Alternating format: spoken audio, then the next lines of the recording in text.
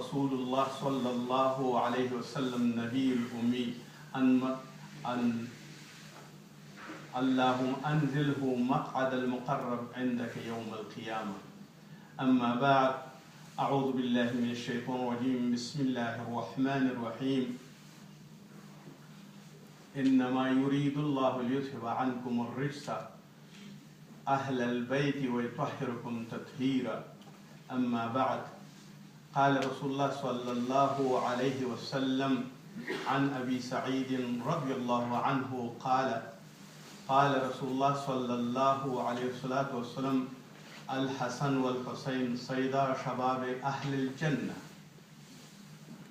أما بعد، زما د ایمان او د کلمې ورونو، زما محترمو افغانانو مسلمانانو، الله تعالی دې درته خیرونه او برکتونه درکړي او الله تعالی نه ډېر شکر ګزار یم چې د یوې جمعې نه تر بلې جمعې پورې ژوندي وساتلو او بې دا نعمت د عبادت را په برخه کړ چې نن یې خپل کور ته راوبللو او بیا د جمعې په ورځ باندې یو ځای کړلو او بیا نن دا طاعات او عبادات او ذکرونه چې څومره کېږي، الله تعالی دې خپل دربار کې قبول کړي.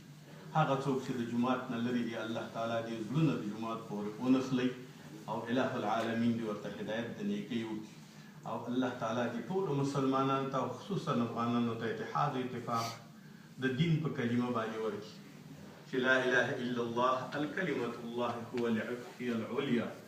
بهترینه او اوچته کلمه د الله تعالی کلمه ده او بهترینه کلمه ده. الله تعالی دې په دې کلمه باندې یو ځای کړي.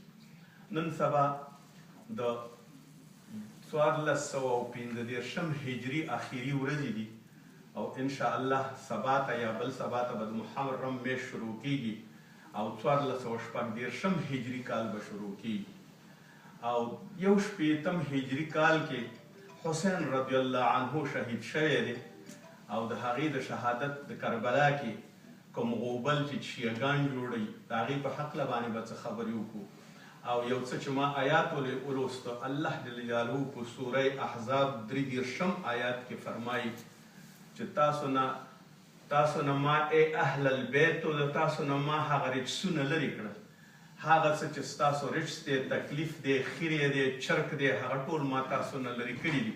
لیذهب عنکم الرجس ویطهرکم تطهیرا، او تاسو ما پاک پیدا کړي. رسول صلی الله علیه وسلم پاک، د هغې اهل اولاد پاک او تر اخیره پورې د ابراهیم خلیل الله او د اسماعیل ذبیح الله په اولاد کې دا ټول اولاد پاک او الله جل جلاله بیا رهنمایي ورته وکړه د رسول الله صلی الله علیه وسلم په ذریعه باندې او بیا اسلام راوړ. نو الله جل جلاله پاک کړه او عالمان یې کړه او پوه کړه.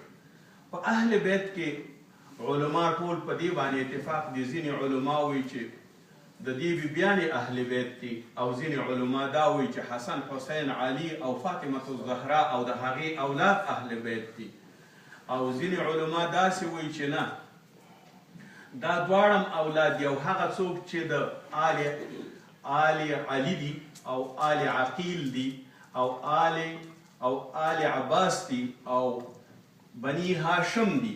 چا باندې چې زکات حرام دی او ناروا دی چې زکات ورته ورکول شي، دا اهل بیت دي.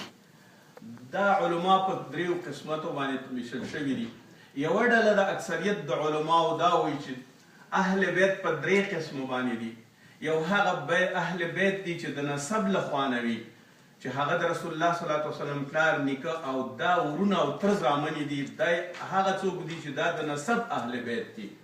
او دویم اهل بیت د سکنا د لحاظه دي، څوک چې اهل بیت دي او کور کې ورسره اوسېږي چې هغه بیبیانې او یا امهات المؤمنین دي. رسول الله صلی الله علیه وسلم امهات المؤمنین اهل بیت دي. او بیا وایي چې دریم اهل بیت کوم چې د رسول الله صلی الله علیه وسلم اولاد دي، لکه فاطمه الزهرا او علی رضی الله عنه، حسن حسین د اولاد دي. علی رضی الله عنه هم ښایي چې دا د رسول الله صلی الله علیه وسلم د اولاد غوندې دي.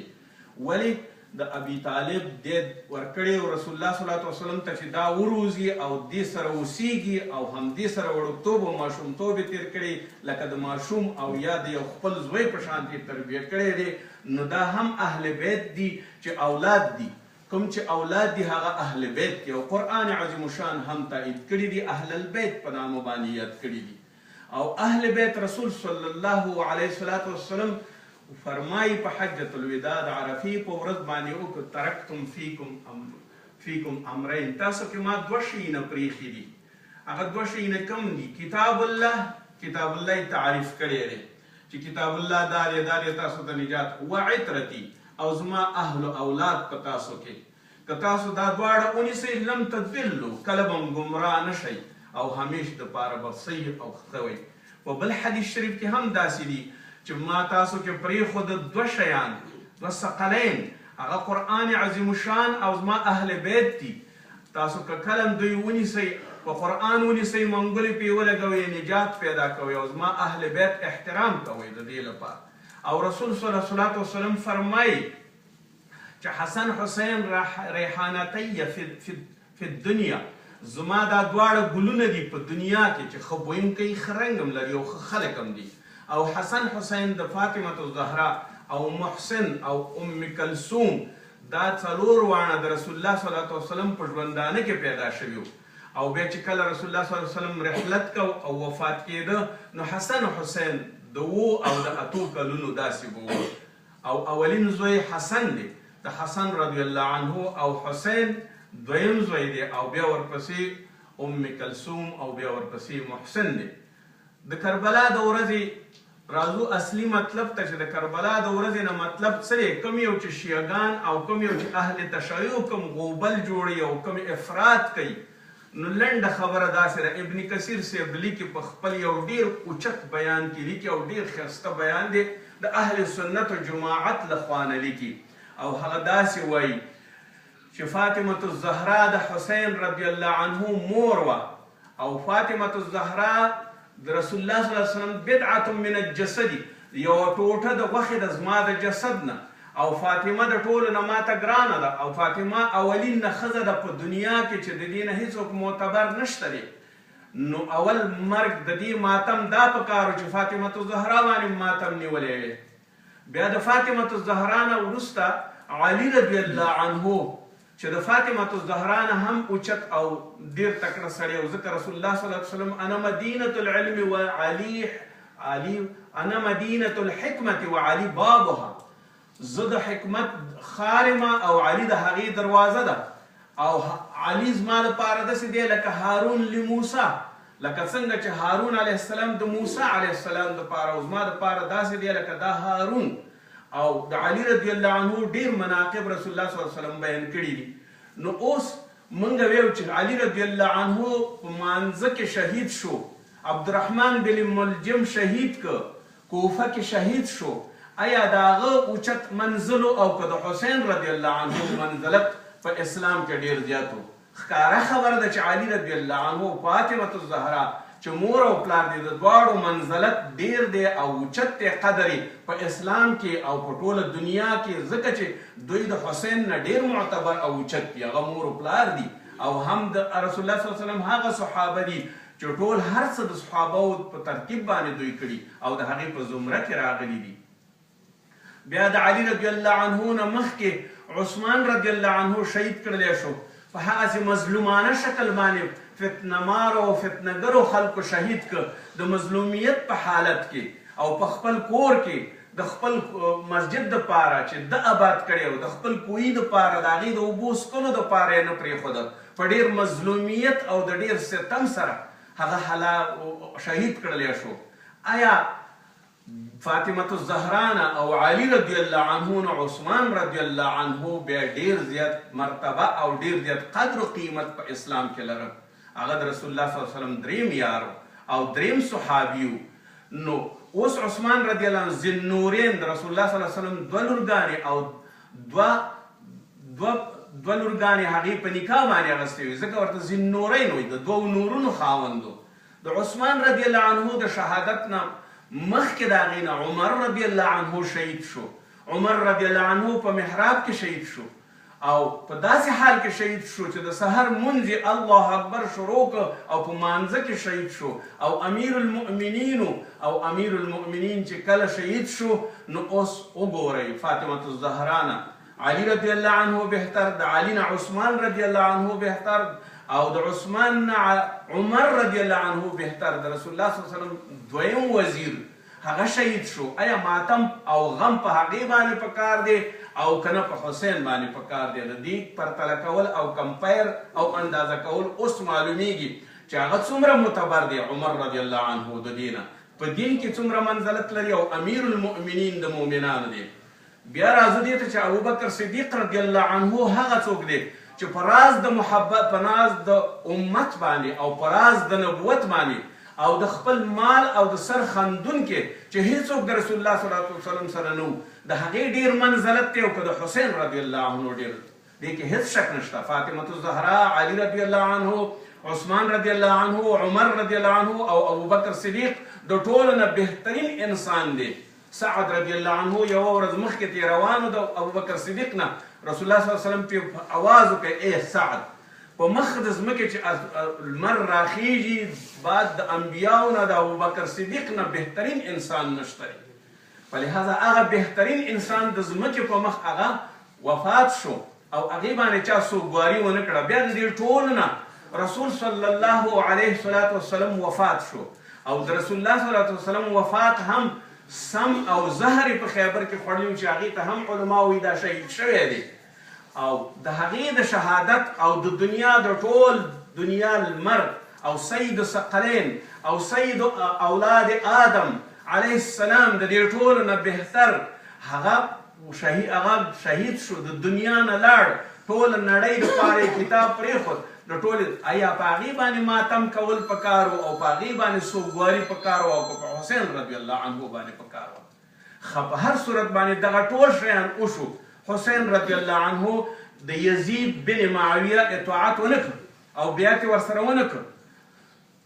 روان شو او د کوفي خلکو او د عراق خلکو ورته خطونه راولېږل. یو روایت وایي 1500 مکتوبه دته رارسېدلي وو د متابعت دپاره، د بیعت دپاره.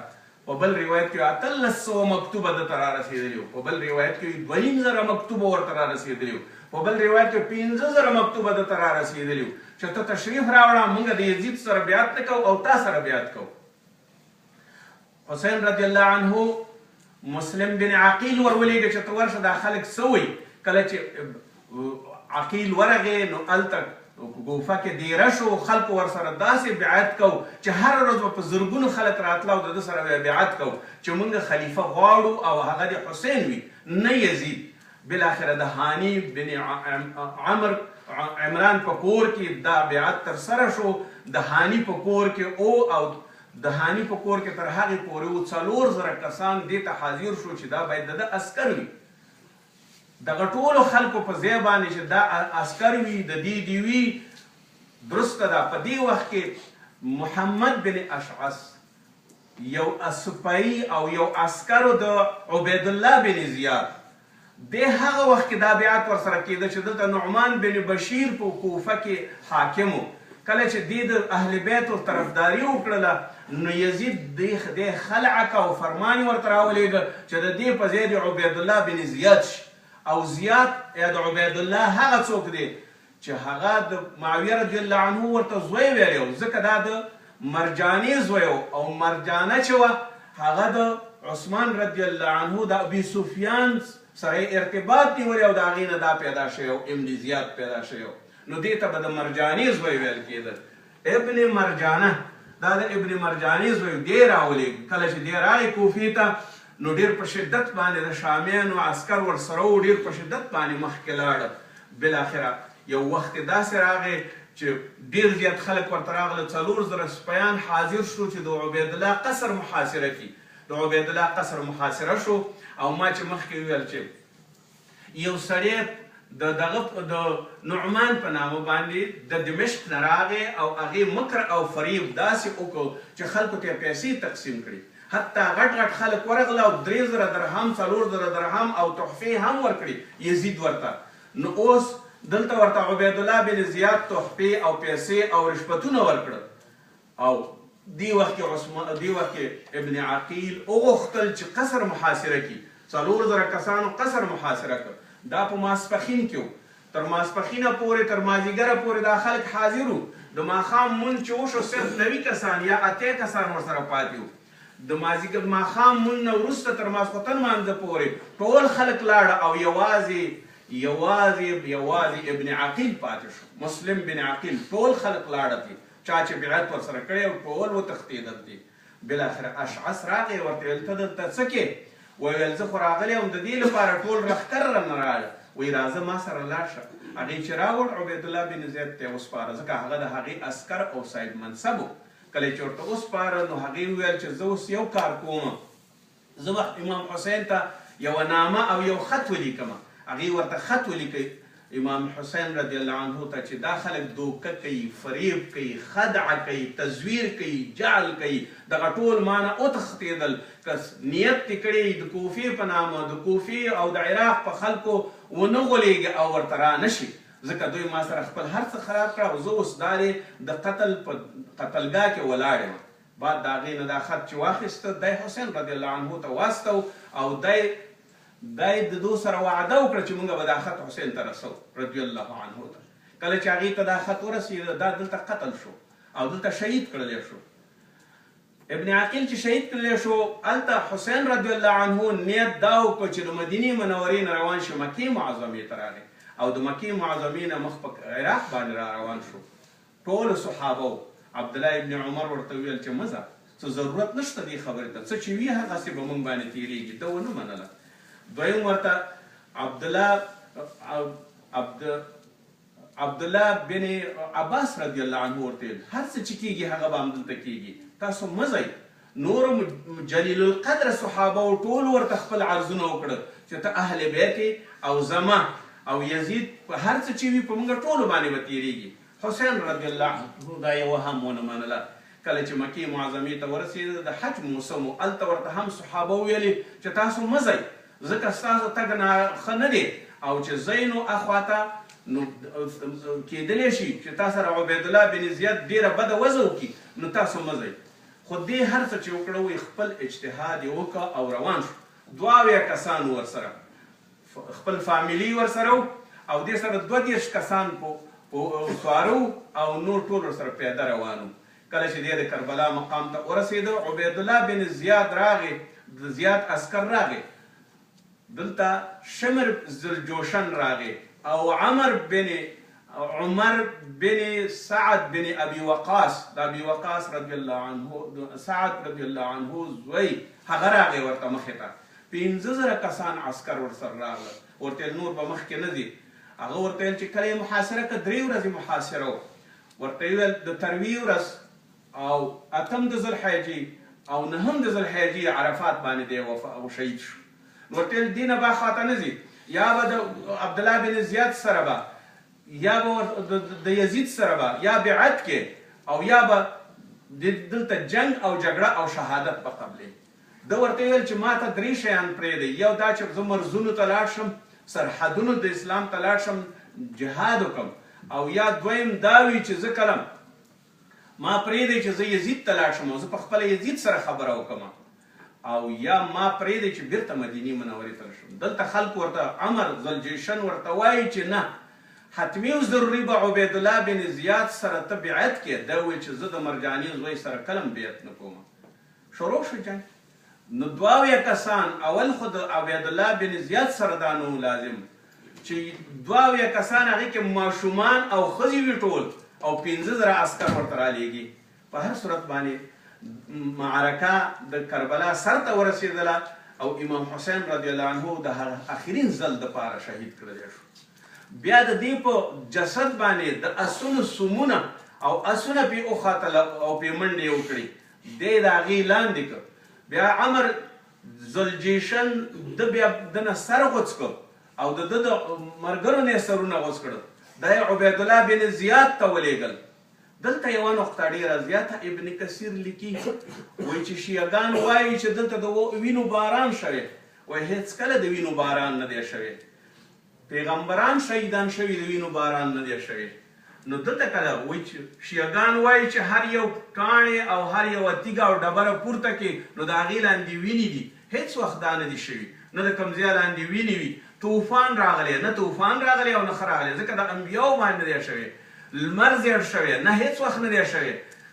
ابن کثیر لیکي چې د رسول الله صلی الله علیه وسلم زوی مبارک هغه کله چې وفات شو ابراهیم نو رسول الله صلی الله علیه وسلم په دې ورځ باندې لمر کسوف ونیو یعنی لمر تندر وشو. کله چې لمر تندر وشو نو خلک ویل چې دا د زوی ابراهیم باندې دا لمر نیول شوی او تندر شوی دی او کسوف ذکر راغلی دی. نو رسول الله صلی الله علیه وسلم د کسوف لمونځ ادا کا او ویل چې د کائناتو هغه ستر رهبر الله جل جلاله نه د چا په مرګ باندې لمر نیسي او نه سپوږمۍ نیسي او نه د چا پورې پروا کوي. د کسوف لمونځ ادا کا او ویل زما په زوی باندې هیڅ وخت دا کار نه کیږي. فلهذا حسین رضی الله عنه باندې څنګه د وینو باران وشو او څنګه دا تکلیف ورته پیدا شو؟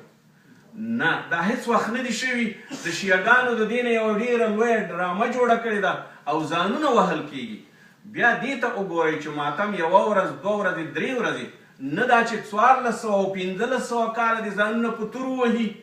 او بیا دې ته وګورئ چې په خپله په کوفه کې څوک همدغه شیعګان او همدغه عراقیانو او همدغه لښکرو چې همدې حسین رضی الله عنه ووژه او هماغه عراقیان دي او هماغه شیعګان دي چې اوس یې ماتم کوي. ولې وفات کو؟ د حسین رضی الله عنه زوی په یو کوڅه کې تېرېده په کوفه کې نو ښځو جړل ورته مه جاړئ نامردي کوئ موږ سره مړونه م راپاڅېده موږ هم قتل کړه او تاسو په موږ جاړئ. دا ډېره غلطه خبره ده. عبدالله ابن عباس نه یو سړي پوښتنه وکړه بعودتن او ذبابتن د دې د وینې پوښتنه یې وکړه. یا وایي ماش یې په یو روایت کې او بل روایت کې وایي چې مچ د مچ د وینې پوښتنه یې وکړه چې زما په دې جامو باندې د مچ وینه پرېوځي آیا زه اودس مې مات شو او کالي مې چټل شو او که نه؟ هغه ورته وایي چې ته دې ته وګوره د یو ماشي او د مچ پوښتنه کې او د فاطمة الزهرا زوی قتل که او شهیدم که او د هغې غم نه کوئ. د یو ذباب د یو مچ د مرګ غم کوئ او د هغې غم نه کوئ چې د رسول الله صلی الله علیه وسلم د لور زویم شهید که. فلهذا کله چې شیعګان دا ټول کارونه کوي او نن یې کوي او پرون یې کوي او بله ورځ کوي دا په اسلام کې هیڅ تعلق نه لري. دا د اسلام سره هیڅ اړخ نه لګوي. دا د اسلام هیڅ مناسک نه دي او نه دومره موږ په مړي باندې دومره کوو. بل علاوه د هغې نه حسین رضی الله عنه په کربلا کې په 1 کال کې په 1 کال کې شهید شوی د عرفې په ورځ باندې شهید شوی دی د هجري 1 کالو او ټول صحابه 30 سال یا 30 کلونه 30 کلونه خلافت هغه هم تیر شوی او وروسته د هغې نه ملوکیت راغلی او امارت راغلی هغه هم لګیا و خپل کارونه یې کول خلافت ختم شوی. صحابه کرامو هیڅ نه لرل. یزید راغلی و منځته او نور داسې سلاطین لکه عبیدالله بن زیاد راغلی او نور عمر بن ذوالجوشن راغلی او همدغسې نور خلک راغلی چې هغوی د ټول اسلام او یا د خلافت او یا د هغې هیڅ نوم نشان هم نه و. فلهذا شریعت ختم شوی و. شریعت نشته. کتاب الله نه راځي وحی. حدیث شریف نشته. رسول الله صلی الله علیه وسلم وفات شوی دی. تاسو د امام حسین دا دومره ماتم په کوم روایت کوئ او د کوم شینې کوئ؟ دې کې هیڅ شک نشته چې امام حسن و حسین ډېر مناقب لري. د رسول الله صلی الله علیه وسلم زامنو او هغه وایي چې اهل بیت په دې آیات لاندې لیکي چې رسول الله سلمة رضی الله عنها لیکي چې زما په کور کې من امهات المؤمنین هغه د رسول الله صلی الله علیه وسلم زوجه ده. وایي زما په کور کې کله چې وی رسول الله صلی الله علیه وسلم راغی نو ما ته ویلې چې مه راپرېږده څوک. کله چې ما ولیدل نو فاطمة الزهرا راغله. هغه د رسول الله لور وه. ما څنګه منې کړې وې؟ د هغې نه وروسته حسن حسین راغله. ما څنګه منې کړې وې؟ د هغې نه وروسته علي راغی. هغه د هغې زوی او زوم ما څنګه منې کړې وې؟ فلهذا دلته زما په دې کور کې انما یرید الله ان لیذهب عنکم الرجس اهل البیت ویطهرکم تطهیرا. دا آیات زما په کور کې نازل شو. رسول الله صلی الله علیه وسلم یو لوی څادر لره او دا ټول پکې راټول کړه 4 واڼه او بیا الله تعالی ته وی لاسونه پورته کړه یا الله دوی راغلي د جنت دپاره دوی راغلي د دې لپاره یا الله د دوی رجس ختم کړي او دوی کله هم دوزخ ته ونه لېږي. دا دعا یې درسته د دې رسول الله صلی الله علیه وسلم وکړه. خو دا چې د ماتم د کربلا په کوم څه باندې راغلی دا هېڅ وخت نه دی راغلی. ماتم که څوک کوي نو هغه څه کوي چې په دین کې یو داسې عمل کوي چې هغه حرام قطعي او یو کبیره ګناه ده او بیا خصوصا شهید شوی حسین دی او زه خپل ځان وهم او رسول الله صلی الله علیه وسلم فرمایي هغه څوک چې شق الجیوب کوي خپل ګریوانونه شکوي خپل ویښته وباسي او خپل مخونه وهي و مخونه وهي خد او مخونه وهي هغه زما نه دي. هغه څوک چې ماتم په دومره اندازې پورې کوي چې جړاګانې کوي او نعا کوي او اوازونه اوچتوي، نوحې کوي او یا نور څه کوي، هغه زما نه دي. هغه حرام دي، حرام قطعي دي. هغه هیڅ وخت نشي کولی. هغه یو لعنتي کار دی. شیعګان چې دا کارونه کوي ټول هغه لعنتي کارونه کوي. دوی چې په دې مناسبت کومه ډوډۍ او خیراتونه کوي، کوم یو خیراتونه او پیسې ورکوي، کوم یو عمل کوي او کوم اوبه او فانتاګانې او کولاګانې ورکوي، دا د حسین په نامه باندې دي، دا د الله په نامه نه دي، دا یو شرکي عمل دی. فلهذا هغه ټول حرام دي. هیڅ وخت خوړل نه پکار.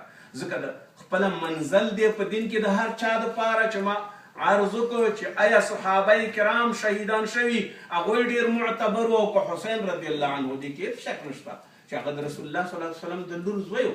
اما د حسین رضی الله عنه شهادت د دې باعث نشي کېدلی چې موږ ته د دې شریعت شي چې موږ ځان په زنځیرونو ووهو، موږ ماتم وکړو او موږ دا وکړو او موږ دا وکړو. برعلاوه د هغې نه هغې وخت کې صحابه ټول موجود وو. آیا صحابه و کرامو ټولو دې ته عرض ونه کړه چې مه ځئ؟ د صحابه و عمل د تعداد او د جمع عمل هغه اجماع د امت ته. موږ اصول لرو په دین کې، کتاب الله د خدای قرآن، حدیث د رسول الله صلی الله علیه وسلم سنت، دویم مرجع او دریم موږ اجماع د امت لرو چې ټوله اجماع د امت دې ته ویلی کېږي چې صحابه په یو مسله باندې راټول شي او د هغې مسلې نه داسې وکړي چې یا منع وکړي او یا پرې حکم وکړي. فلهذا ټول امت ورته وویل، ټول صحابه و کرام ورته وویل، ټول جلیل القدر صحابه او د هغه صحابه و بچیان چې رسول الله صلی الله علیه وسلم وزیرانو او د هغې سره تکلیفونه او زحمتونه او مجاهدینو ورته ټول وویل چې دا کار مه کوه او مه ځه. ځکه د یو یزید دا سهوه وکړه چې د یو 80 کسانو 82 کسانو په مخ کې 15,000 فوج څنګه راځي؟ کله چې بیا د دې سرونه ورسېدل د عبیدالله بن زیاد ته، نو هغې د دې پرې قدیب یا لخته یې وهله د دې په غاښونو کې ویل ستا حسن کې چې خلک خبرې کوي یا ته دومره حسین وي یا ته دومره ښایسته وي. انس رضی الله عنه ورته وایي چې لرګی دې اوچت که دې مخ باندې یې مه وهه. دا هغه څوک دی چې رسول الله صلی الله علیه وسلم بچی دی او د فاطمه الزهرا بچی دی او دې ته یې داسې ویلي چې دا زما ریحان دی او یا الله چې څوک دوی سره محبت کوي ته ورسره محبت وکړي او چې څوک دو سره بغض کوي خدایه ته ورسره بغض کوي. لرګی دې اوچت که او دا کار مه کوه. په هر صورت باندې دا بیا یزید ولې د یزید ویل لعنت دې وي په زیاد باندې، ولې دوی شهیدان کول، ولې دا شهید کو؟ نو زیاد ته یزید هیڅ جزا هم ورنکړه چې تا دومره ویل چې دا باندې لعنت وي، دې ته خو یو جزا ورکړه. الله تعالی د دې جریان سره سره بیا خدای الله پاک یو داسې سړی را پیدا کړ، ابراهیم اشتر النخعی دا پیدا شو او مختار بن عبید ثقفی پیدا شو. مختار بن ثقفی د اهل تشیع دین ډیر زیات مخکې بوت او مذهب ډیر مخکې بوت. عسکر په منځ کې او جنرال شو او غټ شو او بالاخره بیا دغه ابراهیم بن اشتر په موصل کې عبیدالله بن زیاد ووژو او د هغې سر یې راولېږه کوفې ته او بیا کیان نومېده یو بل عسکر د هغې د عمر ذوالجیشن قتل کړ او بیا ورپسې کوم یو چې کربلا کې برخه اخیستې وه د حسین په قتل کې هغه ټول یې راغونډ کړه او سرونه یې ترې قطع کړه او بیا یې راوړه او د کوفې په مسجد کې کېښودل او ټولو خلکو ولیده ټول قاتلین د ثقفي په امر باندې هغه الله جل جلاله ټول هلاک کړل او د منځه لاړه. هو اهل تشیع ورسره په هغه وخت کې بیا ښه عهد کړی و د شامي فوج په مقابل کې وجنګېدل. نو بیا بالاخره چې هغه ټول مړی کړه او سرونه یې راوړل. نو د کوفې په مسجد کې د دې قاتلینو سرونه ایښي وو، ټول خلک ناست او یو ځل اواز شو وی جاء وی راغی څه راغی؟ وی حیة یو مار راغی او دې راغی داسې ولټول خلکو کې تیر شو راتیر شو بیا سرونو ته لاړه او بیا د عبیدالله بن زیاد په سپېږمه کې ننوت په خوله کې یې راووته او بیا چې لږ ساعت مکس یې وکړه او راووته بیا ورک شو غایب شو. بیا وروسته بیا خلکو چغې کوي جا بیا راغی خلکو ویل څه چل دی بیا څه شی راغی؟ وایي چې اوم کاته نو بیا مار راغی بیا د هغې په منحرونو کې ننوته او د خولې نه بیا راووت. 3 ځلې دا ننوت دا مار او بیرته راووته د عبیدالله بن زیاد د خولې نه راووته. فلهذا هغوی خپل جزا باندې ورسېدل. بیا ابراهیم بن نخعی اگر چې ابراهیم نخعی هم بیا شهید کړلی شو، ووژلی شو، او بیا په خپله باندې دغه څوک چې د مختار دا ټول بدل ثقفي واخیسته. د دې په باره کې یو حدیث شته، رسول الله صلی الله علیه وسلم داسې وایي د ثقیف نه به یو دروغجن او یو ظالم راځي، ظالم حجاج بن یوسف او یو دروغجن او دوکمار دا راغلی، او ځکه دې به کله کله ځان ته ویل چې په ما باندې وحی راځي او ما ته جبرائیل راځي. بیا مصعب بن زبیر رضی الله عنه چې د والي کوفي والي شو، نو هغه بیا ووژه په همدې خبرو باندې، ځکه تمرد یې کو. شیعګانو په هغه وخت کې ډېره زیاته ترقي وکړه. وخت پوره شوی دی. ربنا آتنا في الدنيا حسنة وفي الآخرة حسنة وقنا عذاب النار. ربنا أتمم لنا نورنا واغفر لنا إنك على كل شيء قدير. حسن حسین ته دعا وکړئ، ټولو شهیدانو ته دعا وکړئ چې الله تعالی مغفرت جنت الفردوس نصیب کړي. الہ العالمین د هغوی جنت الفردوس د ټولو مړو ته دعا وکړئ د مسلمانانو چې الله تعالی مغفرت په نصیب کړي. کوم شهیدان چې د دنیا د غزواتو د رسول الله صلی الله علیه وسلم د وخت د احد او د بدر شهیدانو ته الله تعالی مغفرت وکړي. ټول شهیدان د اسلام دی الله تعالی مغفرت کړي. الہ العالمین په افغانستان کې امن او امان راولي. خدای د دنیا او د نړۍ په مسلمانانو کې امن امان راولي. ربنا اتمم لنا نورنا واغفر لنا انك على كل شيء قدير.